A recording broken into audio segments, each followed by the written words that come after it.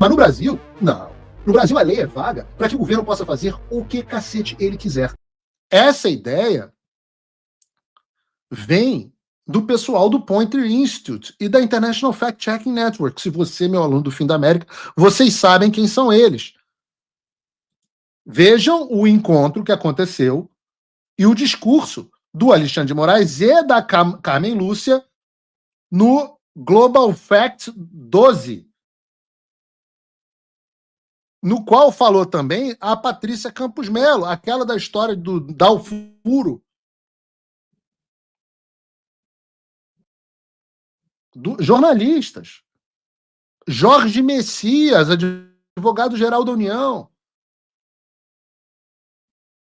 Então, podem ter certeza que isso que está sendo implementado no Brasil é um modelo que será global.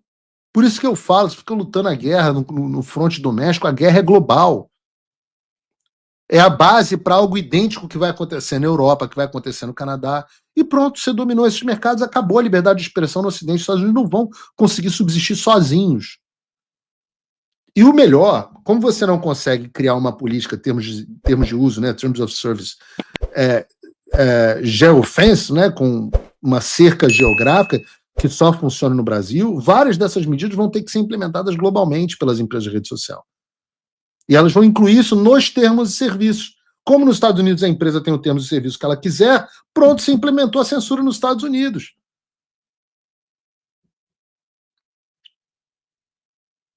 Vejam o que diz a Carmen Lúcia, essa que estava nesse evento Global Fact 12, financiado por esse instituto bancado pelo Jorge Soros.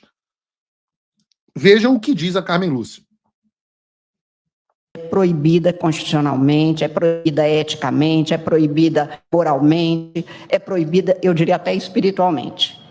Mas não pode também permitir que nós estejamos numa água em que haja 213 milhões de pequenos tiranos soberanos. Soberano Brasil, soberano é o direito brasileiro. Então é preciso cumprir as regras para que a gente consiga uma convivência, se não em paz, pelo menos com um pingo de cedo. Essa é a mesma mulher, o Roberto Jefferson, coitado, até foi preso por conta disso. Porque essa é a mesma mulher que disse que a censura era errado, que não podia ter censura 2022. Mas ela ia aceitar só um pouquinho, só um pouquinho de censura que ia ocorrer durante as eleições, só durante as eleições de 2022. 2022, para quem não é bom de conta, tem 3 anos já. E a censura continua. Só aumentou.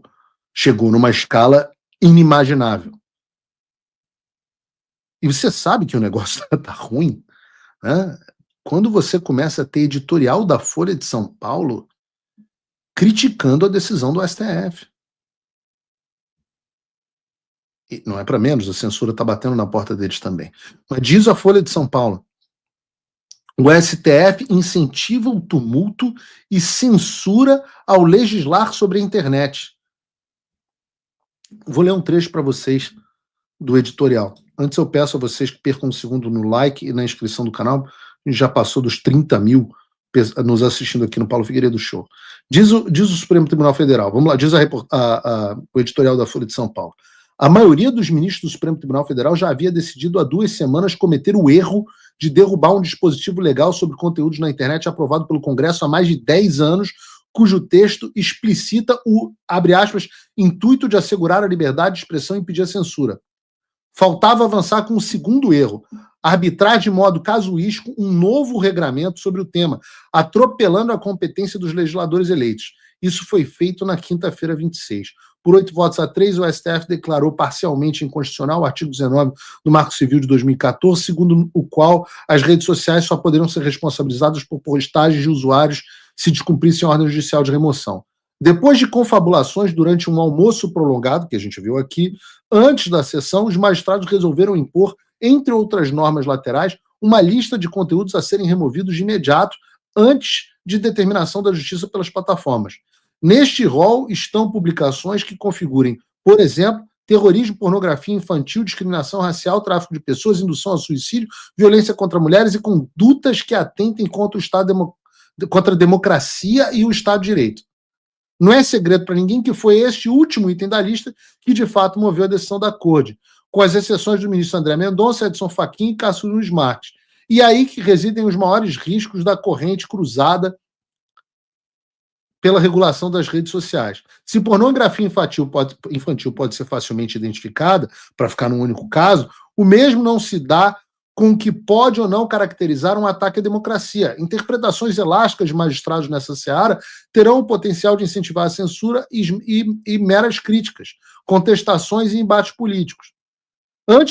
Ainda que não tenham prevalecido entendimentos mais radicais, ainda havia mais radicais, como o do Dino, sobre a responsabilização das plataformas, tampouco resta claro como serão aplicados os ditames do Supremo. A tese de repercussão geral aprovada estabelece que não haverá punição para episódios isolados, mas sim quando se detectar falha sistêmica, definida como deixar de adotar adequadas medidas de prevenção ou remoção dos conteúdos ilícitos. Não é difícil imaginar que uma norma tão vaga vá provocar questionamentos judiciais de todo tipo, fomentando a insegurança. Pausa aqui para o meu comentário. Quando o governo aprova uma norma vaga, é muito simples. A lei, ela não serve para limitar o seu direito. A lei, ela deveria servir para limitar o que o governo pode fazer. O quanto que o governo pode mexer nos seus direitos. A lei era para assegurar que o governo, que o Estado não avançasse sobre os seus direitos. Mas no Brasil, não. No Brasil, a lei é vaga para que o governo possa fazer o que cacete ele quiser. De acordo com o quê? Com a relação que o seu advogado tiver com o juiz. Se o advogado vai no Gilmar Palusa, se o advogado patrocinou o Gilmar Palusa, então a lei é uma. Não patrocinou? Ih, rapaz! E aí não, aí a lei, rapaz, é vaga. A interpretação para o juiz. Continua o artigo aqui. O editorial da Folha. Não parece, por acaso, que o texto do STF faça o que soa como reconhecimento de sua intervenção canhesta. Apela-se ao Congresso Nacional para que seja elaborada a legislação capaz de sanar as deficiências do atual regime quanto à proteção de direitos fundamentais. Ocorre que a lei já existe e eventuais aperfeiçoamentos dependem de entendimentos políticos.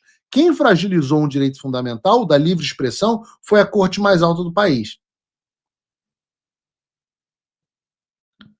Ou seja, a Folha de São Paulo, no seu editorial, que é uma novidade jurídica para a Folha, uma novidade editorial para a Folha, a Folha de São Paulo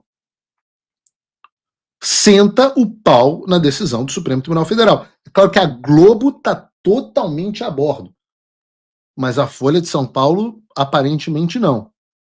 Eu vi também o William Vac tentando a mamona nesse assunto. Trump voltou à presidência. E isso é um alívio, sem dúvida. Mas o que isso muda no Brasil? Nada, se ninguém fizer nada.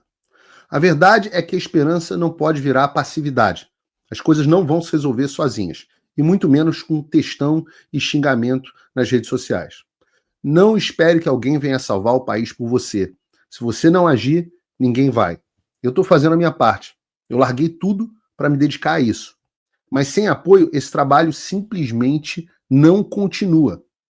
Quer saber como pode ajudar sem sair da sua rotina, sem sair da sua vida? Simples. Apoie quem está na linha de frente. Acesse www.paulofigueiredoshow.com/apoie e com apenas $5 por mês você mantém esse trabalho vivo. Se você puder mais, considere a possibilidade de se tornar meu patrono Gold e tenha acesso ao meu grupo privado no WhatsApp, onde você participa das discussões que guiam o conteúdo e muito mais. A diferença entre quem só assiste e quem faz parte da mudança é a atitude.